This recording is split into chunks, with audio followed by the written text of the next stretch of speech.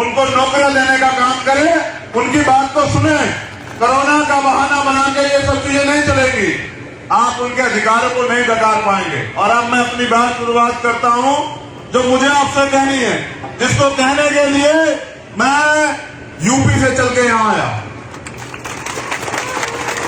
करुणा के सागर तथागत गौतम बुद्ध, संत शिरोमणि सतगुरु रविदास जी महाराज, भगवान वाल्मीकि महाराज, गुरु नानक देव, संत कबीर, परिवर्तन के नायक राष्ट्रपिता ज्योतिबा फूले, मां फातिमा शेख, मां सावित्रीबाई फूले, आरक्षण के जनक छत्रपति साहू जी महाराज और वीर परमवीर योद्धा जिनका आज परिनिर्वाण दिवस है छत्रपति शिवाजी महाराज, नारायण गुरु, पेरियर रामा नायकर स्वामी, पेरियर लल्लई यादव, बाबू जगदेव प्रसाद कुशवाहा, जननायक कपूरी ठाकुर, मान्यवर दीना भाना वाल्मीकि साहब, परम पूजनीय विश्व रत्न बाबा साहब doctor Bhimrao Ambedkar,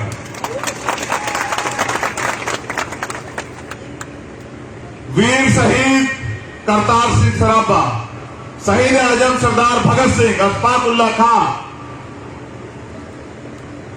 Sardar Udham Singh, doctor APJ Abdul Kalam साहब और मेरे रहबर, मेरे गुरु, मेरे आदर्श मान्यवर साहब श्री काशीराम, आप सभी को नमन करते हुए, उड़ीसा की धरती को नमन करते हुए, यहां की महान जनता, 1848 से चला सामाजिक परिवर्तन का आंदोलन जो राष्ट्रपिता ज्योतिबा फूले के नेतृत्व में चला, जिसको राष्ट्रपिता ज्योतिबा फूले के जाने के बाद बाबा साहब अम्बेडकर ने चलाया, जिसको बाबा साहब अम्बेडकर के जाने के बाद मान्यवर साहब श्री काशीराम ने चलाया और मान्यवर साहब श्री काशीराम के जाने के बाद भीम आर्मी के समर्पित कार्यकर्ताओं ने और देश दुनिया में रहने वाले बहुजन समाज के जिम्मेदार निष्ठावान मिशनरियों ने चलाने का काम किया और जिसको आज सिद्धांतिक रूप से चलाने का मौका मुझे मिला,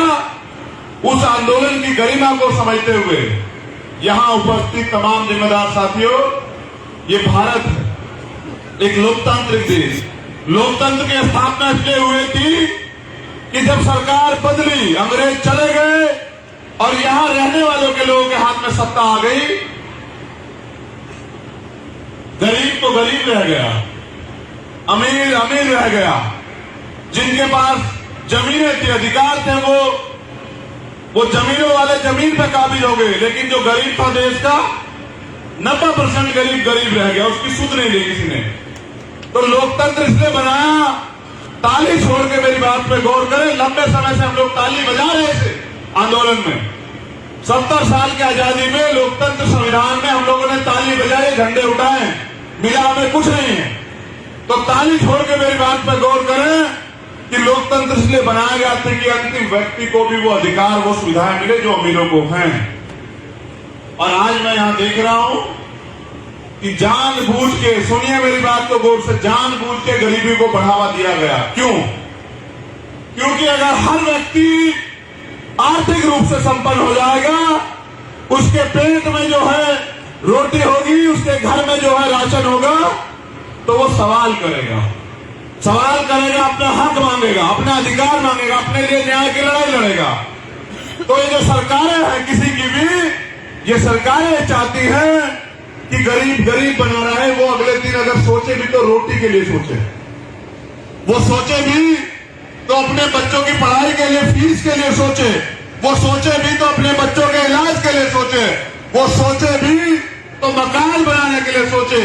उसके पास इतना पैसा ना पहुंचे कि उसको सुविधाएं मिल जाए, और अगर सुविधाएं मिल जाएंगी तो वो फिर सवाल करेगा, अपने हिस्से के अधिकार मांगेगा। उनके हिस्से के अधिकार आपको ना देने पड़े, इसलिए इनको रोटी में उलझा कर।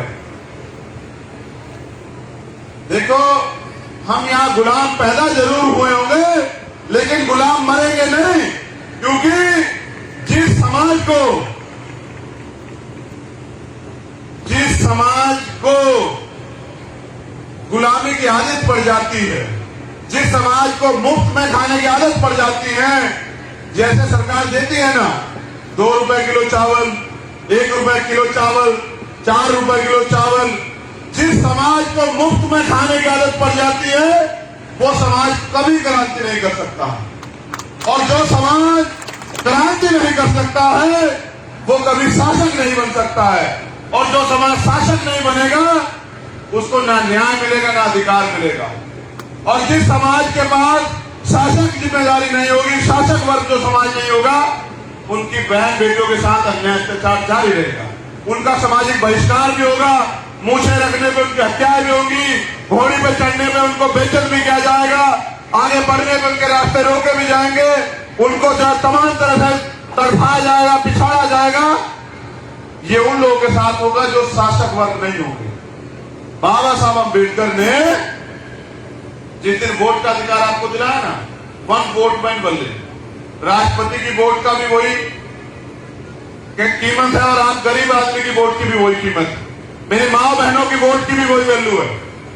तो जब उन्होंने वोट का अधिकार दिलाया तो उन्होंने हंसते हुए पता है क्या कहा कि आज मैंने रानी का पेट काट दिया, आज मैंने रानी का पेट चीर दिया है, आज के बाद वो राजा जो है वो आपकी वोट से तैयार होगा। तो भारत के अंदर और उड़ीसा में 90% बहुजन समाज के लोग, जो SC ST OBC माइनॉरिटी के जो लोग हैं, उनका राज आएगा। मगर राज तो आपका नहीं आया भाई। क्यों नहीं आया? इसलिए नहीं आया क्योंकि राज को छीनने की चेतना आपके अंदर जागरूक नहीं हुई। राज होता क्या? राज होता है इस देश पे आपका हक अधिकार, इस देश के सिस्टम पे आपका हक अधिकार, और वो मांगने से नहीं मिलेगा। आप सोचिए, जो अधिकार आपसे छीन गए हैं उनको वापस लेने के लिए आपको आंदोलन करना पड़ता है, कुर्बानी देनी पड़ती है। आप राज व्यवस्था छीनने की बात कर रहे हैं, आप सरकार बनाने की बात कर रहे हैं, इसमें तो तमाम मुसीबतें हैं। ये लोग आपकी हत्याएं भी करेंगे, आप पे झूठे मुकदमे भी करेंगे, आपकी सभाएं भी कैंसिल कराएंगे, आपको पीटेंगे भी। तो मांगने से तो राज नहीं मिलेगा, राज को छीनने के लिए लड़ना पड़ेगा, और लड़ने के लिए भाई पढ़ना पड़ेगा। समझ रहे नहीं समझ रहे हो? पहले अपनी पढ़ाई को मजबूत करो, और पढ़ाई को मजबूत करके इस देश में जो राज व्यवस्था है, जहां गरीब का बेटा भी नेता बन सकता है। क्या तुम में से कोई गरीब का बेटा नेता बना? बताओ, बना या नहीं बना? क्यों नहीं बना? आपका भाई नहीं खाया क्या आपके सामने? ये भी तो आपकी तरह गरीब का बेटा है। देखो सुनो, मेरे पिताजी प्राइमरी स्कूल के हेडमास्टर थे और उनको नौकरी मिली बाबा साहब के दिया गए आरक्षण से। अगर आरक्षण ना होता तो आज चंद्रशेखर ना होता। तो जब मेरे पिताजी को नौकरी मिली तो उन्होंने अपनी सारी ताकत मुझे पढ़ाने पे लगाई, और जब मैं पढ़ा, मैंने मूवमेंट को जाना, मैंने महापुरुषों का इतिहास पढ़ा, मैंने लाठियां खाई, जेल झेली, लेकिन जब मैंने 16 महीने पहली बार जेल काटी ना, मैं हर एक रात ये जाग के जो है ना सोचा करता था कि मुझे कभी मौका मिलेगा तो मैं ये गुलामी अपने लोगों की काट, जड़ से काट दूं। मैं गुलामी, जो गुलामी हमारे लोगों पे थोपी गई है, जिस गुलामी की वजह से हमारे लोग आज भी रोटी के मोहताज। देखिए, हर एक दिन मैंने सोच के काटा कि मैं मौत से नहीं डरता हूं, मैं जेल से नहीं डरता हूं, मैं मुकदमे से नहीं डरता हूं। मैं तो मुख्यमंत्री कहता हूं कि अगर हमारे लोगों पर अत्याचार होगा तो 2 अप्रैल जैसा आंदोलन यहां उड़ीसा में भी कर दूंगा, तुम जेल बंदी करके रखना।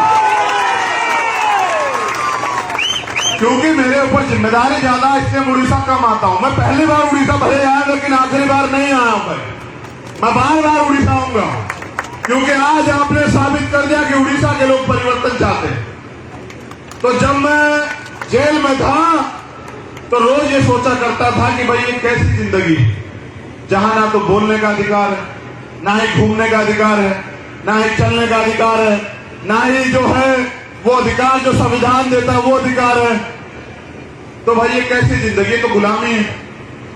तो मैंने कहा भाई ये गुलामी जो है काटनी, इसके लिए घर घर जाके लोगों को तैयार करना है। तो मैं तो धन्यवाद देता हूं यहाँ की टीम का, हमारे माननीय अध्यक्ष जी और उनके तमाम जिम्मेदार साथी, हमारी महिला नेत्री, हमारे इस मंच पर जो बैठे जिम्मेदार लोग हैं, मैं उन सबका धन्यवाद देता हूं कि उनकी मेहनत की वजह से उड़ीसा में आने का मुझे मौका मिला। अब मैं आपको बताता हूं लोकतंत्र होता क्या है, राज व्यवस्था में क्या क्या गारंटी जो है आपकी है। मेरी बात को गौर से सुनना अध्यक्ष जी आपकी। ये लड़ाई जो है ना, ये सिर्फ रोटी कपड़ा मकान की नहीं, ये लड़ाई है स्वाभिमान की, ये लड़ाई है सम्मान की, ये लड़ाई है हक अधिकार की, और ये लड़ाई है देश में अपनी हुकूमत की, अपने राज की। बाबा साहब अम्बेडकर ने संविधान के अंदर आपको 8 चीजों की गारंटी दी, याद रखना मेरी बात को। और यहां सरकार के लोग भी हैं, मैं तो जानता हूं आईबी के लोग भी होंगे, इंटेलिजेंस के लोग भी होंगे, एलआईयू के लोग भी होंगे। 8 चीजों की गारंटी जो है ना, मीडिया के लोग भी हैं, सरकार देती है। सुनना चाहोगे क्या क्या गारंटी है? कितने लोग सुनना चाहते हैं? हाथ खड़े करके बताएं। चलो सुनो फिर। भारतीय संविधान में 8 गारंटी आपको मिली है कि जिसकी सरकार बनेगी वो उस प्रदेश में रहने वाले अंतिम व्यक्ति को भी ये देगी। क्या? रोटी, कोई भूखा नहीं रहेगा, सरकार की जिम्मेदारी। कपड़ा, कोई ऐसा नहीं रहेगा जिसके तन पे कपड़ा ना हो, सरकार की जिम्मेदारी। मकान, कोई ऐसा नहीं रहेगा जिसके सर पे छत ना हो, सरकार की जिम्मेदारी। चिकित्सा, कोई भी है आदमी अच्छा ना इलाज मिलेगा, किसी की जान नहीं जाएगी, सबको मुफ्त में इलाज मिलेगा, ये जिम्मेदारी सरकार की। शिक्षा, हर व्यक्ति को शिक्षा मिलेगी, किसकी जिम्मेदारी? सरकार की। बेहतर से बेहतर शिक्षा। आज अगर मैं यहां बोल रहा हूं ना, तो शिक्षा की बोल रहा हूं। रोटी, कपड़ा, मकान, चिकित्सा, शिक्षा, सुरक्षा। क्या? अंतिम व्यक्ति को भी सुरक्षा देगी सरकार। कोई किसी में अन्याय अत्याचार नहीं कर सकता, जो करेगा वो जेल जाएगा, उसको सजा होगी। और ये पुलिस व्यवस्था इसीलिए, समझ रहे हो? ये आप पे अत्याचार करने के लिए नहीं, सरकार की चाटुकारिता करने के लिए नहीं है। इनको तनख्वाह इसलिए मिलती है कि आपकी सुरक्षा करें। 7वीं गारंटी, रोजगार। हर व्यक्ति के जीवन को अच्छा बनाने के लिए सरकार रोजगार देगी, और रोजगार नहीं देगी तो रोजगार भत्ता देगी। आप जानते हैं अमेरिका में हर व्यक्ति को 1,75,000 रुपए रोजगार भत्ता मिलता है जब तक नौकरी नहीं मिलती, और जब सरकार नौकरी देती है तो फिर भत्ता नहीं देती। क्या आपको सरकार भत्ता देती है? क्या सरकार आपको नौकरी देती है? 8वीं गारंटी, न्याय। हर व्यक्ति का जन्मसिद्ध अधिकार है कि उसे न्याय मिलेगा, लेकिन क्या न्याय यहां मिल रहा है? कोर्ट जाओगे तो हाई कोर्ट के लिए आपको वकील देना पड़ेगा, वो 1 लाख रुपए फीस लेगा। गरीब व्यक्ति कैसे जाएगा कोर्ट भाई? जिसकी लाठी उसकी भैंस है? जिसकी लाठी उसकी भैंस। हाँ, ये कह रहे हैं पीछे, जिसकी लाठी उसकी भैंस। तो सुनो, हमारा झंडा और डंडा दोनों बहुत मजबूत है, याद रखना मेरी बात। देखो तुम मेरी एक मदद करा दो, ये 8 गारंटी हम हमेशा के हर व्यक्ति को देंगे, 8 की 8 गारंटी। लेकिन उसके लिए आप घर घर जाके तैयार करवा दो कि लोगों को वोट की वैल्यू समझाओ। वोट का अधिकार बिकने के लिए नहीं मिला है, वोट का अधिकार मुफ्त में कुछ मिल जाए तो लेने के लिए नहीं मिला है। वोट का अधिकार मिला है गुलामी से मुक्ति के लिए। कौन सी गुलामी? वो गुलामी जो भेदभाव करती है, वो व्यवस्था जो हमें नीच बताती है, वो व्यवस्था जो हमारे अधिकार छीनती है, जो हमारा सामाजिक बहिष्कार कराती है, वो व्यवस्था जो हमें गरीबी के कारण जो है अपमानित करती, उस व्यवस्था को बदलने में मदद करें। अगर आप मदद का वादा करते हैं, जो लोग यहां बैठे हैं वो भी और जो लोग सामने बैठे हैं वो भी, तो मैं गारंटी देता हूं कि आपकी तमाम तरह की परेशानी, क्योंकि बाबा साहब अम्बेडकर ने कहा पॉलिटिक्स इज द मास्टर की। सभी समस्याओं की चाबी है सत्ता। अगर सत्ता आपके हाथ में आएगी तो आपकी सारी समस्याओं का निराकरण हो जाएगा। अगर सत्ता आपकी होगी तो ये मंच बहुत बढ़िया बनेगा, हर व्यक्ति कुर्सी में बैठेगा और हर व्यक्ति के लिए एसी लगा होगा। अगर सरकार आपकी होगी, सरकार आपकी नहीं होगी तो आप भी धूप में रहोगे, मैं भी धूप में रहूंगा। समझ रहे हो?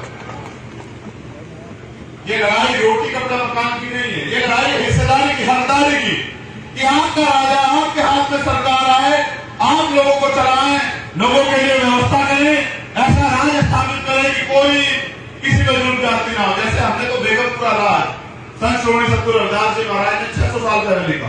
कौन सा राज?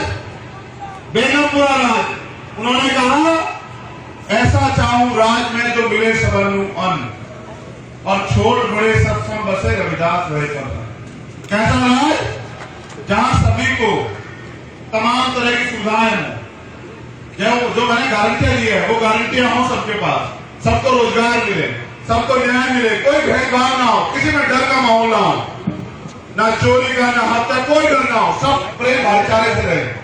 लेकिन सुनो, कमजोर और ताकतवर में कभी समझौता नहीं होता। जो लोग ताकतवर है वो कभी आपको इंसान नहीं मानेंगे, और आप अपने अगर आपको इंसान बना के रखना चाहते हैं तो इनसे सत्ता छीन लो, अपने हिस्से की सत्ता जो है इनसे छीन लो, और छीन के जो है अपने गरीब लोगों के कदमों में डाल दो। ये सत्ता हर एक जाति नहीं ले सकती है, इसलिए आपको चाहिए बहुजन समाज बनाना, आपको चाहिए दलित समाज की सभी जातियों को जोड़ना। क्या दलित समाज की जातियों में आपस में झगड़ा है? लेकिन मुझे लोग आपस में एकजुट नहीं है? तो जो भीम आर्मी के लोग हैं, जो आजाद समाज पार्टी से प्यार करते हैं, जो अपने गुरु महापुरुषों से प्यार करते हैं, क्या बाबा साहब अम्बेडकर ने हमें कहा कि भेदभाव करें? नहीं कहा ना। तो आप लोग क्यों भेदभाव करते हो? कल आज से ही अपने भाईचारे को मजबूत करो, समझ लो। शेड्यूल कास्ट के लोग, दलित जाति के लोग आपसी भाईचारा मजबूत करें। जितनी भी जाति बात छोड़ना पड़ेगा। अगर आप रोटी रोजी से कमाना चाहते हैं तो मैं आपसे कहूंगा कि आप कुछ और काम देख लें। अगर आप यहाँ से उन नेताओं की तरह जिन्होंने पहले अच्छे अच्छे भाषण देकर लोगों को लूटने का काम किया, ऐसे नेता बनना चाहते हैं तो मैं हाथ जोड़ के निवेदन करूंगा कि आप भीम आर्मी को छोड़ दें। क्योंकि यहाँ जो है ये लड़ाई जो मान सम्मान की भाईचारे की है, और उन लोगों के लिए है जिनको आज भी अधिकार नहीं मिले हैं। आपको जिम्मेदारी दी गई है कि आप उनके अधिकारों की लड़ाई लड़ें। आप ऐसा कोई काम ना करें जिससे कि मैं भी बदनाम हो जाए, समझे? ऐसा कोई काम न करें जिससे कि लोगों का विश्वास मेरे प्रति भी कमजोर हो, क्योंकि मैं आपका ना बिकने वाला भाई हूं, मैं आपका नेता नहीं हूं। मैं आपका वो भाई हूं जिसने गरीबी से निकल के अपनी मेहनत के दम पे दुनिया के अंदर टाइम्स मैगजीन में अपना नाम तैयार करवाया। आप लोगों ने दुनिया के अंदर 193 देश है, कितने देश हैं? और भारत पूरी दुनिया से 100 लोग, और भारत की आबादी 136.64 करोड़ यानी कि 137 करोड़, उनमें से सिर्फ आपका खून, आपका अपना व्यक्ति, इसको दुनिया ने माना कि ये व्यक्ति जो है भविष्य को साकार कर रहा, आने वाले कल का सबसे बड़ा नेता बनेगा। लेकिन क्योंकि जाति व्यवस्था यहाँ है, उन लोगों को बहुत तकलीफ हुई, उनको तकलीफ हुई मेरी बात करते हुए, तो वो तो पता नहीं क्या क्या दिखाते, मैं उनकी परवाह नहीं करता। अब मुझे लगता है कि किसान भी आंदोलन में है, मजदूर भी आंदोलन में है, गरीब भी आंदोलन में है, बीमा कर्मी भी आंदोलन, बैंक कर्मी भी आंदोलन में है।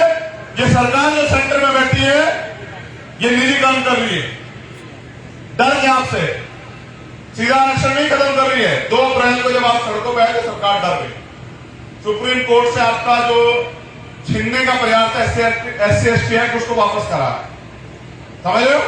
तो अब ये पिछले दरवाजे से निजीकरण करके सरकारी डिपार्टमेंट खत्म कर रहे हैं, कल पुलिस भी प्राइवेट हो जाएगी। ये लोग भी हमारे आंदोलन में आ जाएंगे, देख लेना मेरी बात को याद। इनकी भी नौकरियां चली जाएगी, ये क्या करेंगे? ये भी हमसे कहेंगे कि भैया हम भी आपके साथ हैं, तो हम आपका भी साथ देंगे। लेकिन मैं क्या कह रहा हूं, जैसे बैंक कर्मी भी आंदोलन में आए, बीमा कर्मी आंदोलन में आए, नौजवान रोजगार नहीं आंदोलन में आए, किसान आंदोलन में है, तो इसकी सबसे बड़ी समस्या पता है क्या है? सरकार क्यों नहीं डर रही? वो ईवीएम से वोट की चोरी कर रहे हैं। और मैंने तय किया कल 2 अप्रैल के आंदोलन के दिन इस आंदोलन को आगे बढ़ाते, कुर्बानी के जज्बे को जिंदा रखते हुए, अपने शहीदों के सपनों को याद रखते कि एक तो सबसे पहले ईवीएम का इलाज करेंगे, ईवीएम का संपूर्ण इलाज। क्योंकि मैं बाबा साहब अम्बेडकर का बेटा हूं, इस देश में लगी तमाम तरह की बीमारियों का इलाज किया बाबा साहब अम्बेडकर ने संविधान में। और जो बची कुछ बीमारियां जैसे ईवीएम, निजीकरण, कोलोजियम सिस्टम और जो तमाम तरह की बीमारियां हैं, धार्मिक अत्याचार, मॉब लिंचिंग, इसका इलाज जो है वो भीम आर्मी करेगी। इसलिए आने वाले कल में एक बहुत बड़ा आंदोलन, देश का सबसे बड़ा आंदोलन आपको देखने को मिलेगा ईवीएम के खिलाफ। मैं बहुत दिन पहले कर देता। क्या आपको मेरी शक्ति पे भरोसा नहीं है? क्या आप नहीं मानते? आपने गुरु घर जब टूटा दिल्ली में आंदोलन हमारा देखा था, नहीं देखा था? मैं ये आंदोलन बहुत पहले कर देता, लेकिन मैंने इसलिए नहीं किया। मैं उन नेताओं की इंतजार देख रहा था जो चुनाव में वोट मांगने तो आते हैं और चुनाव के बाद कहते हैं से हरा दिए गए। जब मैंने देखा कि उन्हें कुछ करना ही नहीं है, वो तो सिर्फ और सिर्फ अपनी रोटी रोटी चला रहे हैं, तो मैंने समझा कि बाबा साहब अम्बेडकर ने ये कहा कि राजनीति में हिस्सेदारी न करने का सबसे बड़ा नुकसान ये है कि योग्य लोग आपके ऊपर शासन कर रहे हैं और करते रहेंगे। आज चाय बेचने वाले देश चला रहे, देश बेच रहे हैं, और जिनको देश चलाना चाहिए, संविधान को मानने वाले लोग, वो लोग सड़कों पे बैठे हैं। तो मैंने जिम्मेदारी अपने कंधों पे ली, क्योंकि मेरे गुरु, मेरे आदर्श मानने वाले साहब श्री काशीराम ये कहते थे कि मुर्दा लोग मिशन नहीं चलाते, मुर्दा लोग मिशन नहीं चलाते हैं और जिंदा लोग रुकने नहीं देते। तो मैंने एमपी एमएलए बनना स्वीकार नहीं किया। एमपी एमएलए बनना होता तो मैं वहां होता, यूपी के अंदर, उड़ीसा में नहीं होता। मैंने तय किया कि मैं मानव काशीराम साहब के सिद्धांतों पर चल के, आदर्शों पर चल के पूरे देश में घूम घूम के वंचित वर्ग के लोगों को इकट्ठा करूंगा, उनके अंदर राजनीतिक चेतना जागरूक करूंगा, और रिक्शा चलाने वाला, साइकिल चलाने वाला, मजदूरी करने वाला, भट्टे पे काम करने वाला, साहूकार के यहाँ नौकरी करने वाला हर एक व्यक्ति जो है सोचेगा कि किस तरह हम राज नामने देश हमें। इसलिए मुझे अपने लोगों में राजनीतिक चेतना स्थापित करनी है कि वो समझे कि राज की व्यवस्था में कितनी ताकत है। सरकार भगवान तो नहीं होती भाई, लेकिन भगवान से कम भी नहीं, समझ रहे हो? एक मरे हुए आदमी को जिंदा नहीं कर सकती सत्ता, वरना सारे काम कर सकती है। आप भगवान से रोज मांगते हैं कि मुझे दे दो, मुझे दे दो। आप सत्ता बना दो, आप मांगोगे बाद में, आपको पहले मिल जाएगा। आप याद रखना मेरी बात। मनीष, ये इधर देखो कितने लोगों ने हाथ मार कर देखो जरा एक बार। चलो अब हाथ नीचे करो। देखो भाई, तमन्ना अगर सच्ची हो तो रास्ते हजार होते हैं, तमन्ना अगर झूठी हो तो बहाने हजार होते हैं। तुम सच्ची तमन्ना करके जितने लोग बैठे हो, अगर इतने लोग काम पे निकल जाओगे तो मैं गारंटी देता हूं बेटा आधे लोग भी, तो यहाँ पे 90% जो है आबादी वो बहुजन समाज की है, SC ST OBC माइनॉरिटी की है। और अगर आप उनको जाके वोट की वैल्यू समझा दोगे, सत्ता की कीमत समझा दोगे, तो मैं गारंटी से कहता हूं कि राज यहाँ आपका आ जाएगा। और जब आपका राज आएगा ना, तब यहाँ गरीब असली आजादी देखेंगे, समझ रहे हो? तो तुम्हें इस गुलामी की जिंदगी से बुरा नहीं लगता? तुम्हें नहीं लगता कि गुलामी की जिंदगी खत्म होनी चाहिए? बताओ कितने लोगों को लगता है कि गुलामी खत्म होनी चाहिए? तो गुलामी मांगने से खत्म तो नहीं होगी। मांगने से क्या मिलता है? मांगने वाला क्या होता है? तो तुम लोग भिखारी हो गए।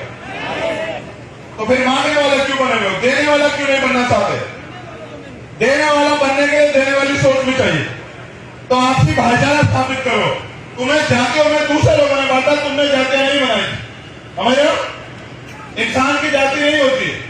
अगर जाति होती तो मैं पूरी ईमानदार से कह रहा हूं कि आप किसी भी व्यक्ति को जो पैदा हो जाए बच्चा, किसी भी दूसरे व्यक्ति के घर में, वो किसी भी जाति धर्म का, उसको रखवा दो, और वहां पले बड़े क्या आप बता दो किस जाति का? नहीं बता सकते ना। तो जातियां इंसानों में नहीं होती, जातियां तो होती है जानवरों में, जिनको पहचानना पड़ता है। यहाँ तो हम एक जैसे लोग हैं। ये जातियां इसलिए बनाई क्योंकि जातियों की वजह से कुछ लोगों को फायदा है, और कुछ लोगों को ये फायदा है कि वे कहते हैं कि आपको जाति की वजह से नीच है। हम ना तो जाति की वजह से नीच है, ना काम की वजह से नीच है। हम काम कमा के खाते हैं, मेहनती लोग हैं हम, जो है चोर लुटेरे घुसपैठे नहीं, समझ रहे हो? तो अब ये बताओ, अपना राज लाओगे नहीं लाओगे? बताओ, दोनों हाथ उठा के बताओ। खड़े हो जाओ तुम लोग, खड़े हो जाओ, कोई नहीं बैठेगा यहाँ, सब खड़े हो जाओ। दोनों हाथ उठा के बताओ, अपना राज लाओगे नहीं लाओगे? बताओ, इस गुलामी को काटोगे नहीं काटोगे? बताओ, गरीबों का राज आएगा नहीं आएगा? बताओ, ये देश जो है बाबा साहब अम्बेडकर का सपना पूरा करेगा नहीं करेगा? बताओ, उड़ीसा में खुशहाली आएगी नहीं आएगी? बहुत बहुत आभार यहाँ आने के लिए, मुझे सुनने के लिए, प्यार देने के लिए, विश्वास दिखाने के लिए। बस मैं आपसे वादा करता हूँ पूरी ईमानदारी से, कि मैं अपने लहू का आखिरी कतरा कतरा आपके पैरों में चरणों में निछावर कर दूंगा, लेकिन आपको झुकने नहीं दूंगा, याद रखना। मैं आपका स्वाभिमान दिखने नहीं दूंगा। मैं आपका वो खून हूं जो बिकाऊ नहीं है, वो नोट नहीं बना जो आपके भाई को खरीद ले, बस आपके साथ की जरूरत।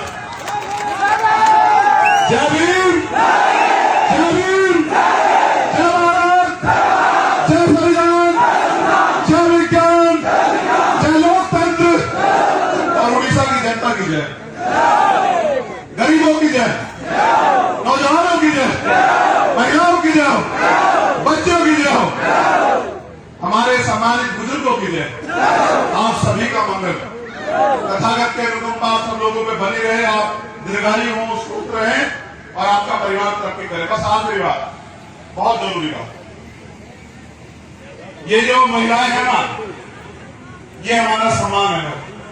महिलाओं की इज्जत करना सीखो, इनसे पैदा होते इनका सम्मान करना सीखो, माताओं बहनों का सम्मान करना सीखो, बड़ों का सम्मान करना सीखो। ये हमारा गौरव। आप सब लोग जो हैं, मेरी हाथ जोड़ के विनती है कि सारे लोग नीचे उतर जाओ, समय बहुत कम है, जल्दी उतर जाओ। बस महिलाएं मंच पे रहें और सब लोग उतर जाओ, जल्दी फटाफट उतर जाओ, जल्दी उतर जाओ, कोई ना, 1 मिनट के अंदर सब लोग नीचे उतर जाओ और सारी महिला स्टेज पे आ जाओ, फटाफट आ जाओ, जल्दी आओ, आ जाओ, समय बहुत कम है, जल्दी आ जाओ। सुनो नौजवान साथी, बहन किसी भी जाति की हो, अगर उस पर अन्याय अत्याचार है तो खुलेआम होकर उसकी लड़ाई लड़ो। ये मत देखो सामने कौन है, बहन किसी भी जाति की हो, उसके स्वाभिमान की रक्षा के लिए लड़ो, चाहे तुम्हारे प्राणों की बाजी की लग जाए, लड़ो। समझौता मत करो बहनों के सम्मान से, किसी धर्म की हो, कोई फर्क नहीं पड़ता।